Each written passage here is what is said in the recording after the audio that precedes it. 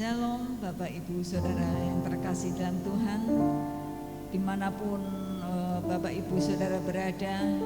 Bila pagi hari ini kita mau menyatukan roh kita, hati kita untuk bersama-sama datang kepada Tuhan, untuk bersama-sama beribadah kepada Tuhan. Biarlah saat ini, pagi hari ini, kita mau menikmati kehadiran Tuhan, kehadiran Roh Kudus atas setiap pribadi, atas setiap keluarga, atas setiap rumah di mana ada anak-anak Tuhan yang beribadah, ada anak-anak Tuhan yang merindukan kehadirannya, ada anak-anak Tuhan yang mempermuliakan Dia. Mari kita satu di dalam doa. Segala puji hormat syukur kami naikkan kepadamu ya Tuhan. Sampai hari ini kami boleh tetap di dalam kasih kemurahan anugerah Allah.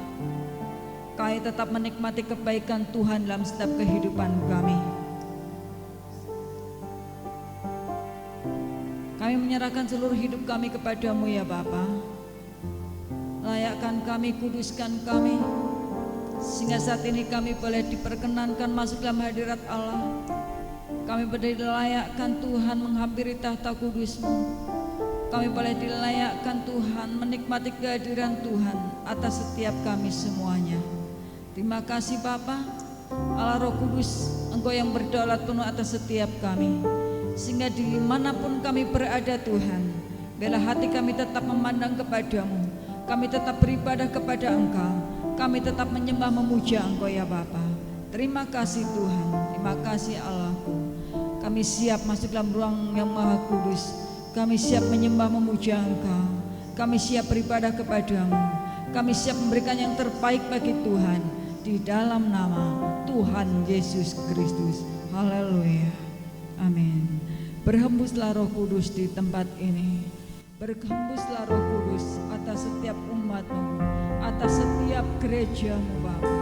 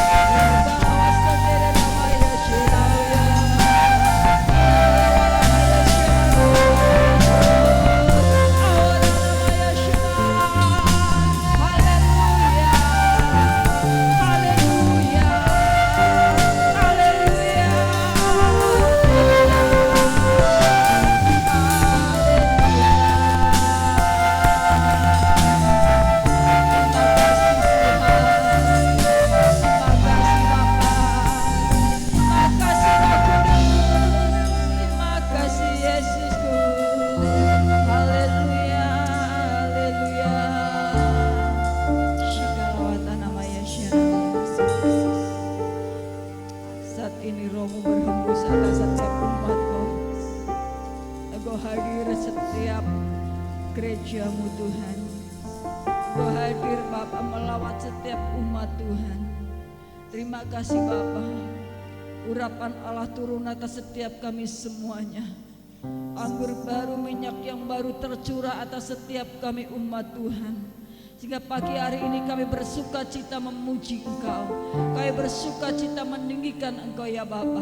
Terima kasih Tuhan, terima kasih ya Bapa. Terima kasih, kami siap mempermuliakan nama Tuhan di dalam nama Tuhan Yesus Kristus.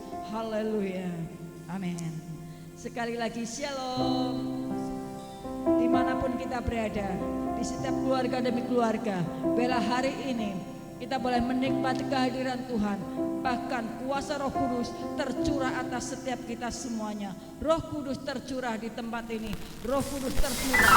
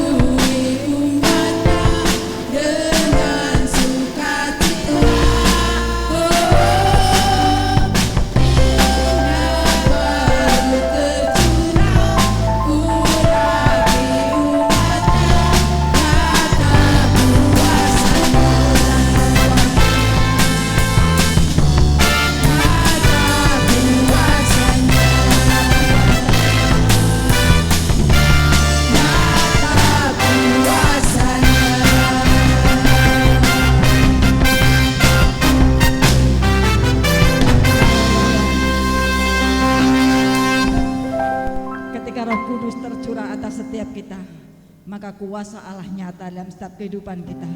Itu sebabnya biarlah kita membuka hati kita untuk Tuhan, untuk Roh Allah tinggal memenuhi hidup kita. Roh-Mu yang hidup penuhiku Tuhan.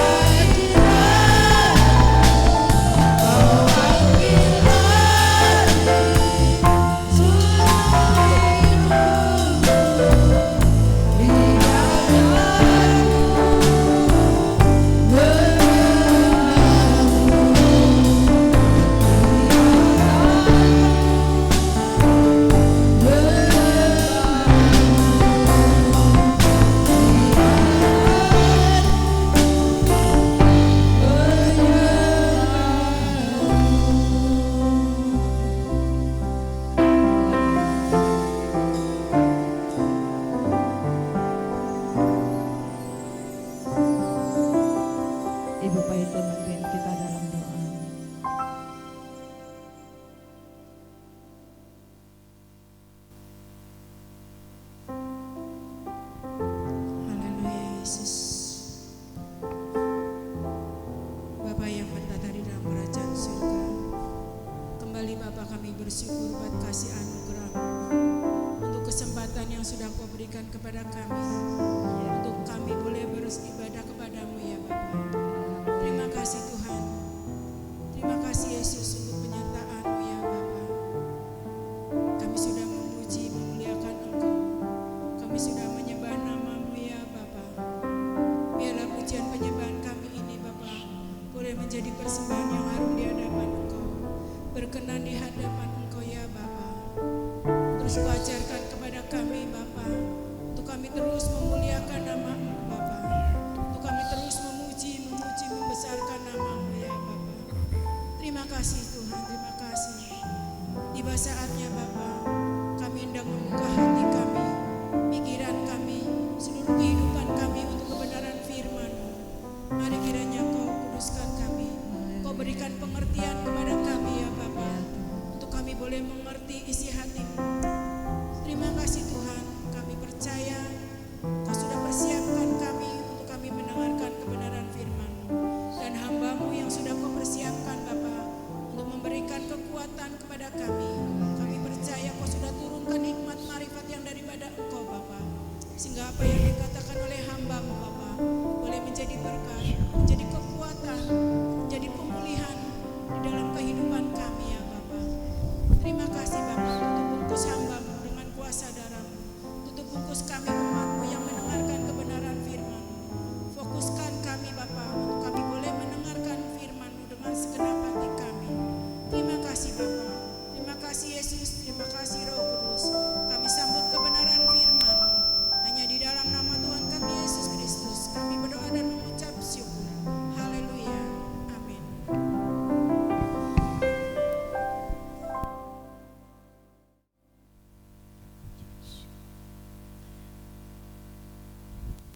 Shalom, selamat pagi Bapak Ibu Saudara, dimanapun Anda berada pagi hari ini. Pagi ini kita bersama-sama memperingati Pentakosta, satu hari di mana Tuhan mencurahkan kuasa Roh Kudus-Nya kepada para murid-muridnya di loteng, di sebuah loteng di Yerusalem. Nah,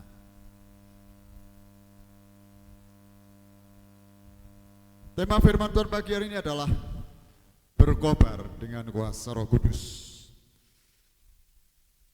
Ayat bacaan firman Tuhan panjang sekali, 2 perikop dari Kisah Para Rasul pasal yang keempat, ayat 23 sampai dengan ayat yang ke-37.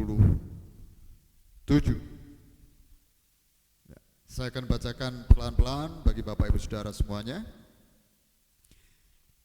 Mulai ayat 23. Sesudah dilepaskan, pergilah Petrus dan Yohanes kepada teman-teman mereka.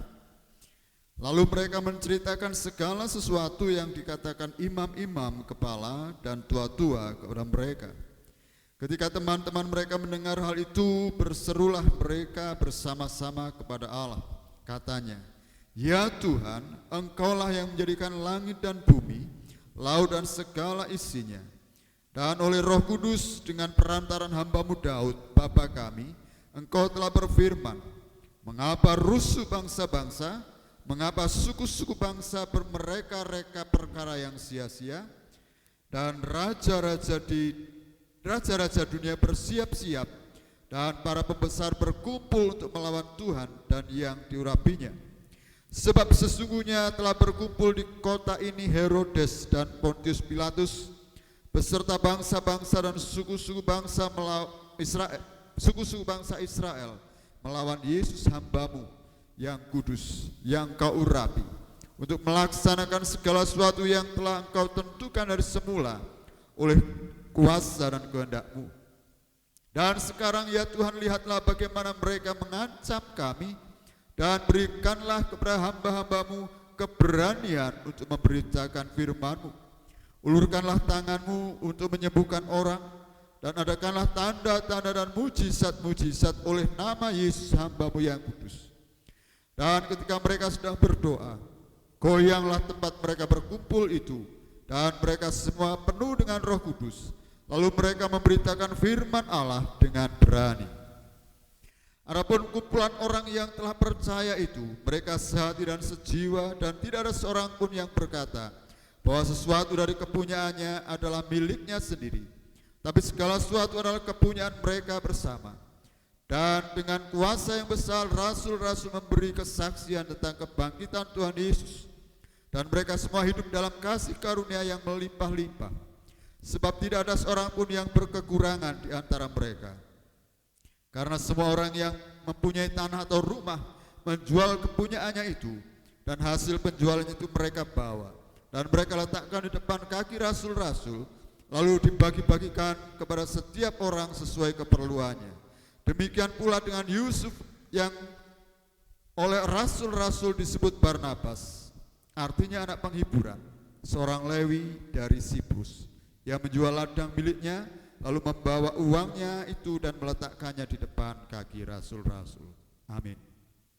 Nah, Bapak Ibu Saudaraku yang saya kasih di dalam Tuhan Yesus Kristus, sungguh pagi hari ini kita melihat bahwa apa yang terjadi yang kita baca melalui perikop yang kita baca pagi hari ini menunjukkan satu akibat dari karya Roh Kudus. Pentakosta merupakan peristiwa di mana Allah mencurahkan Roh Kudus-Nya kepada murid-murid di sebuah loteng di Yerusalem, seperti yang dijanjikan Tuhan di dalam Kisah Para Rasul pasal yang pertama, di mana Tuhan menjanjikan setiap murid-muridnya akan mengalami kuasa Roh Kudus, akan mengalami hidup dipenuhkan dengan kuasa Roh Kudus. Dan kita lihat peristiwa itu benar-benar terjadi dan disaksikan oleh banyak orang di Yerusalem. Kenapa? Karena pada waktu itu bangsa Israel pun sedang merayakan sebuah perayaan yang namanya perayaan Pentakosta, yaitu ucapan syukur untuk hasil panen yang mereka dapatkan. Sehingga banyak orang-orang Yahudi dari berbagai bangsa datang ke Yerusalem, dan peristiwa Pentakosta itu disaksikan oleh mereka. Dan kita tahu apa yang menjadi akibat dampak dari peristiwa Pentakosta di Yerusalem itu dapat kita rasakan sampai hari ini. Bagaimana Allah bekerja melalui kuasa Roh Kudus-Nya di dalam kehidupan hamba-hambanya. Bagaimana Allah menyatakan kuasa-Nya melalui hamba-hambanya, menyatakan kasih-Nya, menyatakan kebaikan-Nya. Banyak mujizat terjadi, banyak tanda-tanda ajaib dikerjakan oleh hamba-hamba Tuhan di zaman ini. Itu semua karena kuasa Roh Kudus yang masih bekerja sampai hari ini. Dan kalau tema firman Tuhan pagi ini berkobar dalam kuasa Roh Kudus, artinya Roh Kudus memberikan manfaat, Roh Kudus memberikan dampak di saat Roh itu dicurahkan dalam kehidupan orang-orang percaya. Dan kita akan melihat 3 dampak atau manfaat dari pencurahan Roh Kudus yang membuat murid-murid Tuhan berkobar-kobar pada waktu itu. Yang pertama, dari nats yang kita baca dari Kisah 4 ayat yang ke-23 sampai 30, di situ diceritakan mereka berkobar-kobar di dalam doa. Berkobar-kobar di dalam doa. Dikatakan di dalam ayat yang ke-24, ketika teman-teman mereka mendengar hal itu, berserulah mereka bersama-sama kepada Allah. Mereka berseru, mereka berdoa sehati, bersepakat, berdoa bersama-sama kepada Allah. Berseru atas apa yang Tuhan izinkan terjadi Kalau kita melihat ayat-ayat sebelumnya bagaimana Rasul Petrus dan Rasul Yohanes itu ditangkap ketika memberitakan kebenaran firman Tuhan.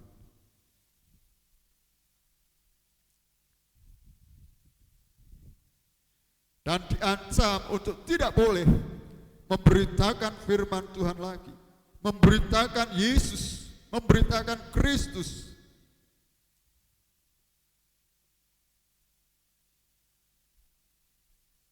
Nah, disitulah kuasa Roh Kudus memberikan satu gairah kepada murid-murid daripada orang-orang percaya pada waktu itu untuk bersama-sama berseru berdoa kepada Allah. Orang berkata doa itu adalah nafas kehidupan orang percaya, nafas kehidupan orang Kristen. Artinya kalau orang Kristen gak berdoa ya mati, karena gak bernafas. Nafas hidup orang percaya, komunikasi antara orang percaya dengan Tuhan.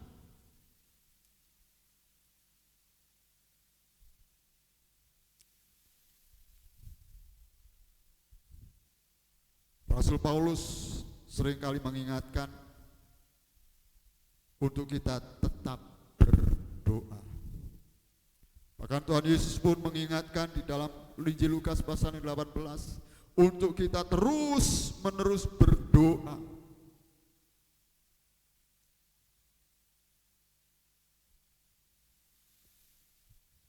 Tetaplah berdoa, teruslah berdoa. Karena ini merupakan komunikasi kita untuk kita bisa berbicara kepada Tuhan, untuk kita bisa ngobrol dengan Tuhan, untuk kita bisa menyatakan isi hati kita kepada Tuhan. Jadi doa merupakan sarana di mana setiap orang percaya boleh berkomunikasi, boleh berbicara kepada Tuhan.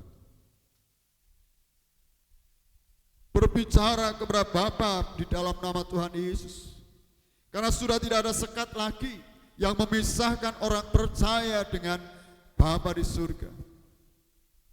Ketika Tuhan Yesus mati dan bangkit, di sanalah Tuhan menghilangkan pemisah itu, menyingkirkan pemisah itu. Sehingga di dalam kitab Ibrani dikatakan kita dengan penuh keberanian datang menghampiri Bapa. Berdoa kepada Tuhan. Dan Roh Kudus itu mengurapi kita, menolong kita untuk berdoa. Di dalam Roma pasal yang ke-8 ayat 26,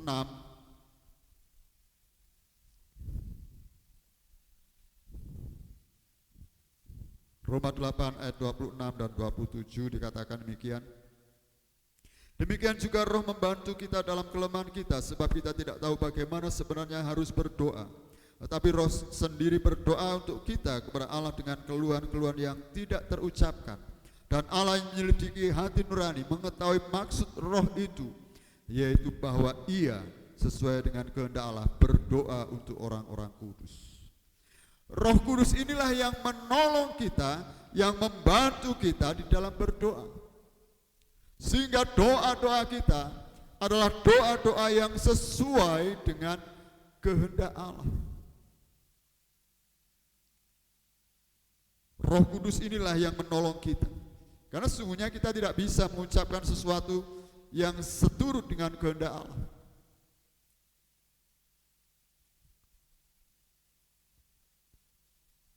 Banyak orang berdoa hanya untuk memuaskan hawa nafsunya, memuaskan kepentingannya pribadi.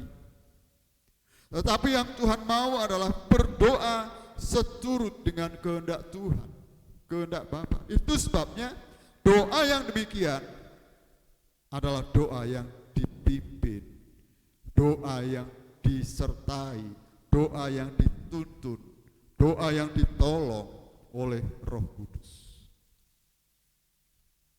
Itu sebabnya kita bersyukur bahwa melalui pencurahan Roh Kudus melalui Pentakosta ini, kita dikobarkan kembali semangat kita untuk berdoa dengan tidak jemu-jemu, dengan tidak berkesudahan, dengan terus-menerus, kata Paulus, tetap berdoa. Tanpa Roh Kudus kita gak akan mampu, saudara. Kita bersyukur untuk hal ini. Yang kedua adalah ketika Pentakosta terjadi, ketika Roh Kudus dicurahkan terjadi, maka murid-murid Tuhan, para rasul ini berkobar-kobar di dalam kuasa. Berkobar di dalam kuasa untuk apa? Menyatakan Yesus Kristus.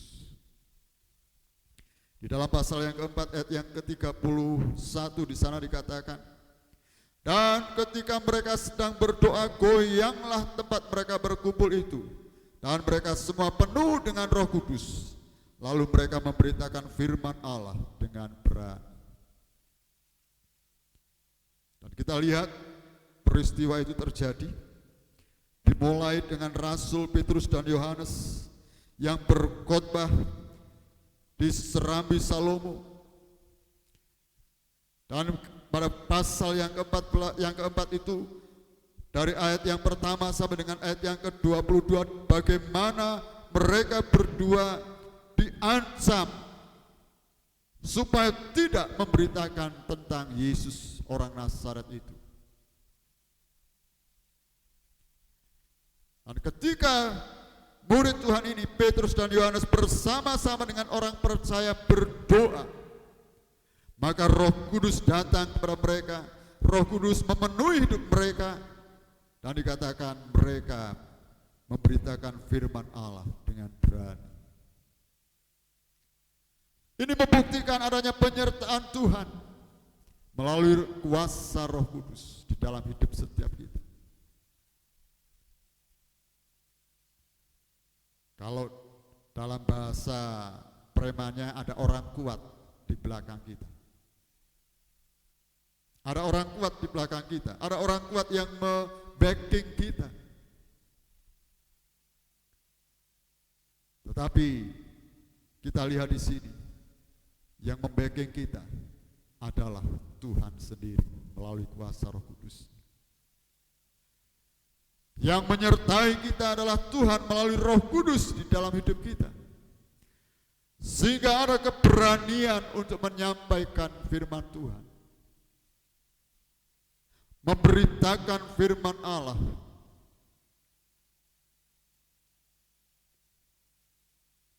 Dan mereka memberitakan firman Allah bukan sekedar memberitakan firman Allah, disertai dengan kuasa. Disertai dengan kuasa. Sehingga kita melihat orang-orang percaya jemaat mula-mula ini, mereka memberitakan firman Allah dengan berani. Ada kuasa yang ada di dalam hidup mereka. Ya, di dalam ayat yang ke-33 di sana dikatakan, dan dengan kuasa yang besar rasul-rasul memberi kesaksian tentang kebangkitan Tuhan Yesus, dan mereka semua hidup dalam kasih karunia yang melimpah-limpah. Di dalam pasal pertama yang ke-8 di sana dikatakan, kamu akan menerima kuasa kalau Roh Kudus turun ke atas kamu, dan kamu akan menjadi saksiku.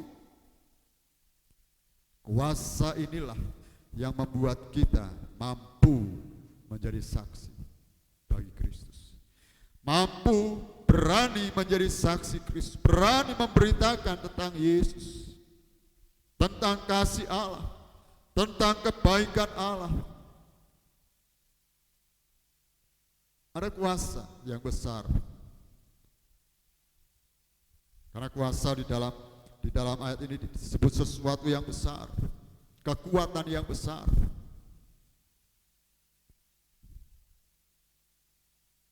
Dan kita melihat di pasal-pasal berikutnya bagaimana rasul-rasul Tuhan, bahkan Paulus, yang menyatakan Yesus dengan keberanian karena ada kuasa. Kita melihat para diaken yang dipilih oleh rasul-rasul untuk melayani jemaat. Mereka memiliki kuasa karena mereka hidup di dalam kuasa Roh Kudus. Dan mereka membawa orang lain datang kepada Tuhan. Mereka menyatakan kuasa Tuhan. Ada tanda-tanda ajaib yang Tuhan kerjakan di dalam hidup para rasul ini. Ada tanda-tanda ajaib yang Tuhan kerjakan dalam hidup orang percaya.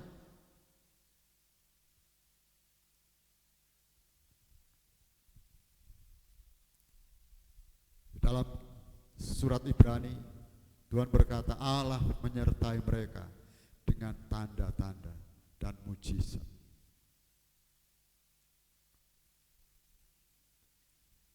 Berkobar-kobar dalam kuasa Tuhan. Demikian pula dengan hidup kita sebagai orang percaya. Tuhan memperlengkapi kita dengan Roh Kudus. Bukan hanya sebagai pelengkap, tetapi Roh Kudus inilah yang mendatangkan kuasa, yang menyatakan kuasa Allah di dalam hidup kita. Sehingga seperti apa yang dikatakan oleh Tuhan Yesus di dalam Injil Markus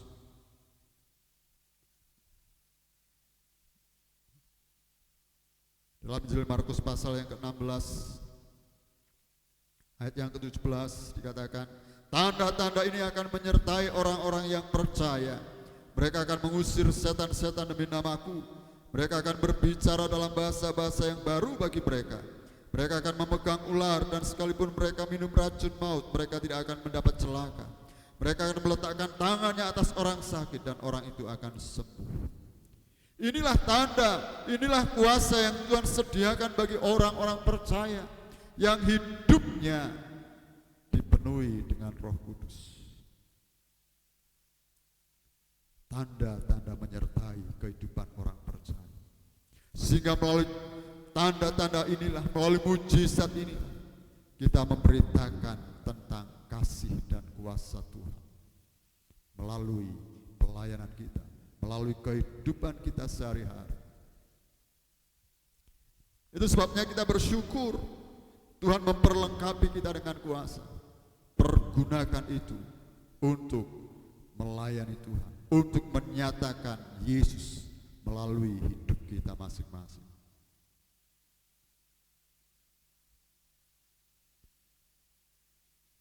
Yang ketiga, ketika Roh Kudus dicurah, mereka berkobar-kobar dalam kemurahan. Ayat yang ke-34 sampai ayat yang ke-37. Di sana diceritakan bagaimana mereka merasa harus menolong seorang dengan yang lain, harus memperhatikan seorang dengan yang lain. Mereka yang punya tanah, punya rumah, punya tempat, mereka jual. Untuk apa? Untuk memenuhi kebutuhan anak-anak Tuhan yang lain sesuai dengan keperluannya.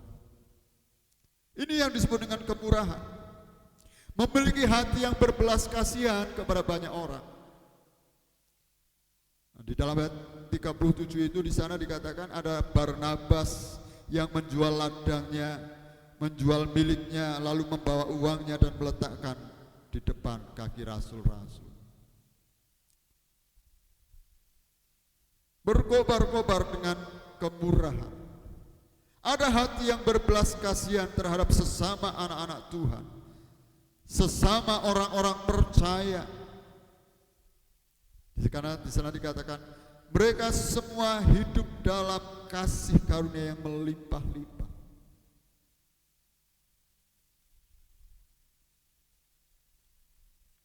Kita tahu pada dasarnya manusia itu egois, hanya mementingkan dirinya sendiri. Pada dasarnya manusia itu gak peduli, gak mau peduli dengan orang lain. Elu, gua. Kamu ya kamu, saya ya saya.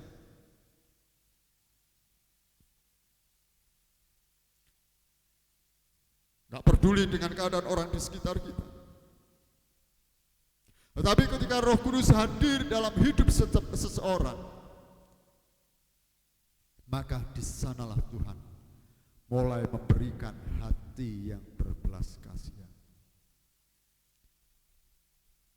Hati yang berbelas kasihan terhadap orang lain. Dan ini yang terjadi dalam kehidupan jemaat yang mula-mula. Mereka saling mengasihi, bukan hanya dengan perkataan saja, aku mengasihi engkau.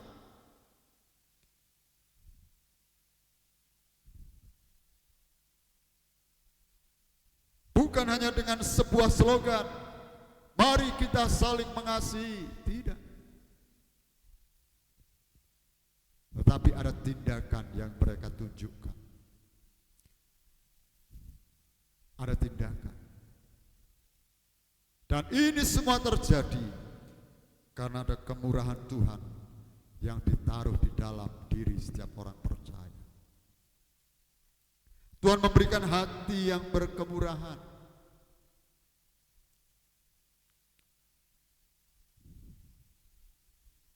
Sehingga kalau kita membaca dalam Injil Matius pasal yang kelima, ayat yang 7, berbahagialah orang yang murah hatinya, sebab ia akan menerima kemurahan.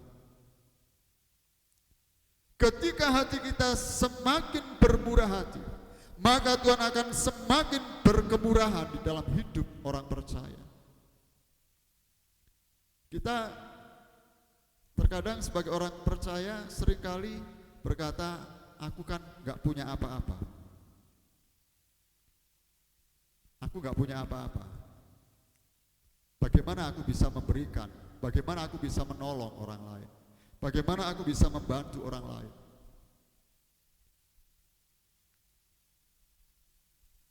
Memberi bukan harus di saat berkelimpahan.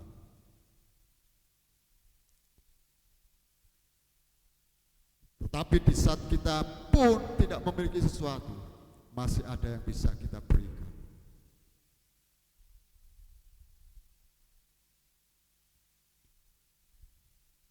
Kenapa? Karena Kolose berkata dalam pasal yang ketiga 12, kemurahan itu harus menjadi salah satu identitas yang ada di dalam diri orang percaya. Hati yang berbelas kasihan itu harus menjadi salah satu identitas orang percaya.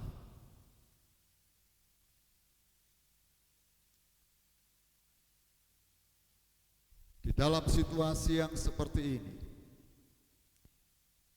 di mana imbas atau dampak dari pandemi corona ini menghantam semua sisi kehidupan manusia. Dan banyak orang mulai mengeluh karena income-nya kurang, tidak sesuai, tidak seperti yang mereka terima sebelumnya. Mulai mengeluh, mulai merasa ada sesuatu yang harus dikerjakan lagi. Tetapi keadaan tidak memungkinkan. Disinilah sebagai orang percaya, hati yang berbelas kasihan harus nampak di dalam hidup orang percaya. Hati yang dipenuhi dengan kemurahan. Jangan kita berkata, aku juga kurang, kenapa aku harus menolong orang lain?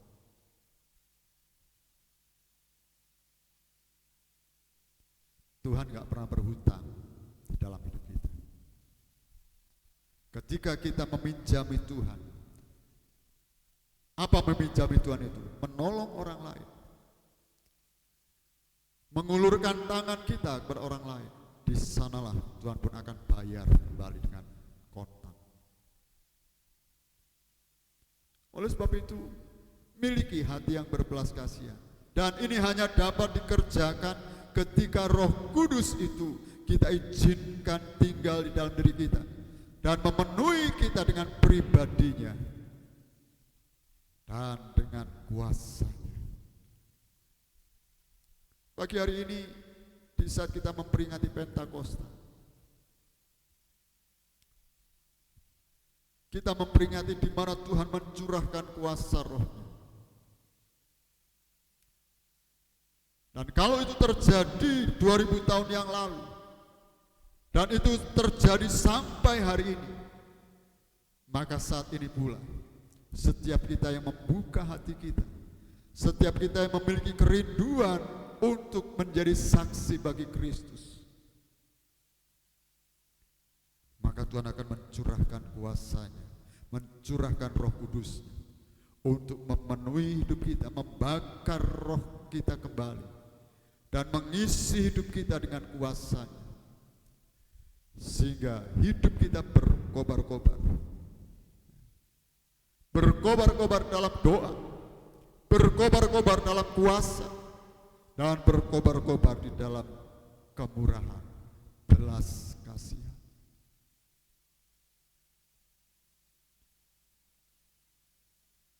Bapak Ibu Saudaraku yang di rumah, Pentakosta menjadi momen di mana setiap orang percaya mengalami lawatan Tuhan dan diubahkan oleh Tuhan.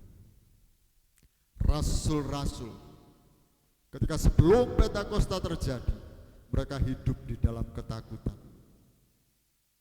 Tetapi sesudah Pentakosta itu terjadi, mereka dengan berani memberitakan tentang firman Tuhan, memberitakan tentang Yesus. Ada satu perubahan yang besar di dalam diri rasul-rasul.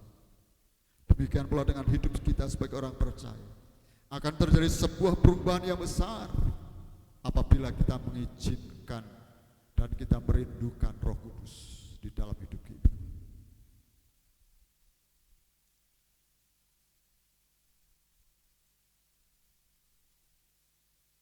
Bila hari ini, jadikan ini momen untuk kita mengalami kuasa Roh Kudus, untuk kita mengalami berkobar-kobar di dalam Roh Kudus dengan kuasa-Nya.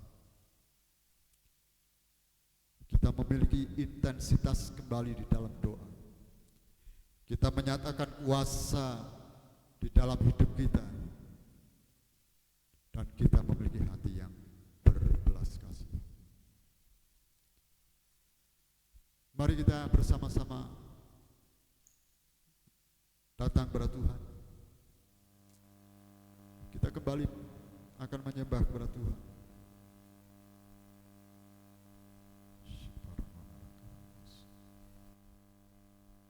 Biarlah Roh Kudus berhembus di tengah-tengah kita, berhembus memenuhi seluruh kehidupan kita.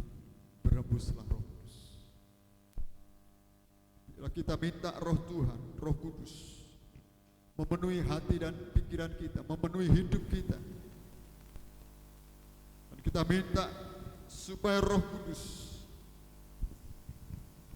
dicurahkan di dalam diri kita masing-masing. Mari kita membuka hati kita. Mari kita menyiapkan hati kita.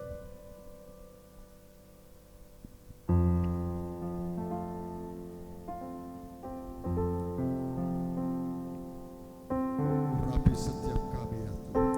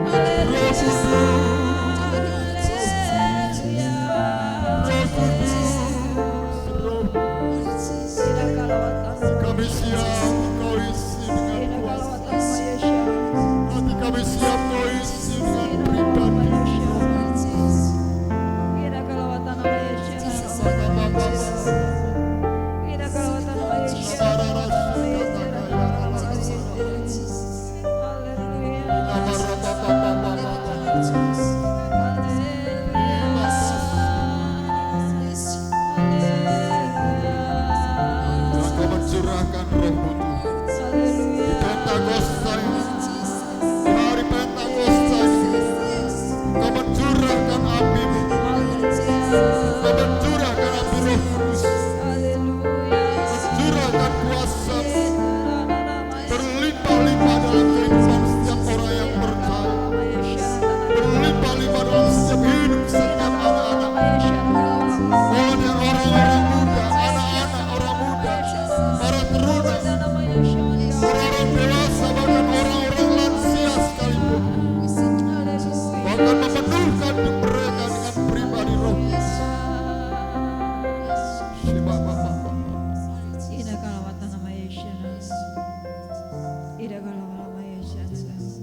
Hari-hari ini Kau akan mencurahkan Roh-Mu Tuhan. Kau akan mencurahkan Roh-Mu kepada anak-anak, orang-orang muda, orang-orang dewasa, bahkan orang-orang yang sudah lanjut usia. Mereka akan dipenuhi dengan Roh. Mereka akan dipenuhi dengan Roh Kudus. Penuh dengan Roh.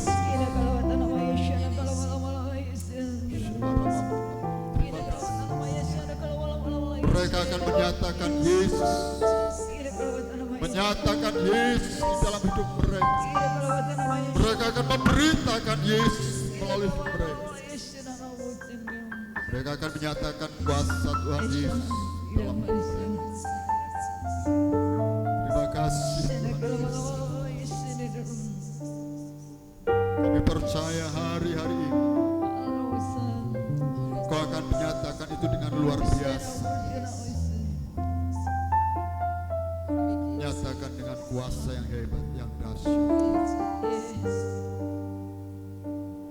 Kami sudah mendengarkan firman Allah Roh Kudus, saatnya Kau berbicara, beracara bagi umat Tuhan. Terima kasih.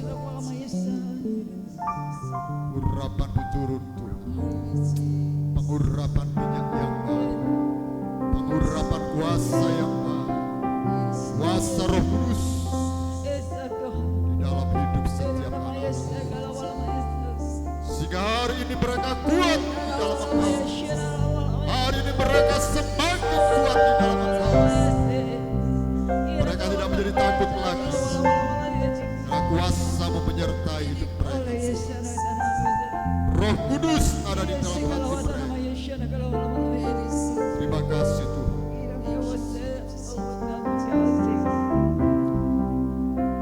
Pagi hari ini kami juga berdoa, menyerahkan setiap umat-Mu dimanapun mereka berada. Tangan-Mu kiranya terulur untuk mereka. Mereka yang sedang sakit di dalam nama Tuhan Yesus menjadi sembuh, menerima mujizat Tuhan. Mereka yang mengalami kelemahan oleh darah Tuhan Yesus, mereka menjadi kuat kembali. Mereka yang kehilangan pengharapan di dalam nama Tuhan Yesus, mereka menerima pengharapan yang baru. Mereka yang mengalami jalan buntu di dalam nama Tuhan Yesus, mereka akan menerima pertolongan Allah. Terima kasih Tuhan. Kami juga berdoa Bapa untuk bangsa ini. Kalau bangsa ini sedang menghadapi situasi new normal Tuhan, kehidupan normal yang baru, Tuhan Engkau menyertai bangsa ini. Engkau memulihkan kembali bangsa ini. Dan mereka yang sakit karena corona disembuhkan oleh Tuhan Yesus di dalam nama Tuhan Yesus. Dan Engkau memberkati para pemimpin negeri ini ya Tuhan. Ketika mengambil kebijakan, mereka disertai dengan hikmat Tuhan. Sehingga melalui para pemimpin negeri ini ya Tuhan, baik dari tingkat pusat, daerah, sampai yang terendah di lingkungan kami, bersehati memulihkan kembali Indonesia. maupun akan memulihkan anak-anak Tuhan, gereja-gereja Tuhan. Pemulihan terjadi. Gereja akan dipenuhi dengan jiwa-jiwa yang haus dan lapar akan Engkau. Amin. Dalam nama Yesus. Sekalipun ada pembatasan, tapi kehausan akan Tuhan akan berkobar-kobar dalam hati jemaat Tuhan. Terima kasih Bapa. Kami percaya Engkau memberkati hidup kami, memberkati dengan segala berkat yang tercurah dari surga, berkat di dalam kehidupan kami, berkat rohani, berkat jasmani, berkat kesehatan, berkat keuangan, berkat penyertaan, berkat pertolongan berlimpah-limpah. Itu sebabnya kami bersyukur pagi hari ini, dan kami akan menerima berkat dari-Mu ya Tuhan. Sekarang saudaraku yang kasih, mari kita mengandahkan tangan kita, mengarahkan wajah kita untuk menerima berkat dari Tuhan. Saudara, terimalah berkat damai sejahtera dari Allah Bapa, kasih sayang dan kemurahan dari Tuhan Yesus Kristus, pertolongan, penyertaan dan kekuatan baru melalui kuasa Roh Kudus, memenuhi seluruh hidupmu, berlimpah-limpah atasmu, baik atas rumah tanggamu, atas keluargamu, atas usaha dan pekerjaanmu, atas studimu, bahkan apapun yang kau kerjakan. Tuhan memberkati engkau. Terimalah berkat ini dalam nama Bapa, Putra, Roh Kudus, mulai hari ini sampai Maranatha. Dalam nama Tuhan Yesus Kristus. Haleluya. Amin. Demikianlah ibadah kita pagi hari ini. Kalau Anda ingin memberikan persembahan, bawa itu ke gereja atau kumpulkan ke ketua komsel masing-masing, atau Anda boleh transfer ke nomor rekening gereja. Tuhan Yesus memberkati kita semuanya. Amin.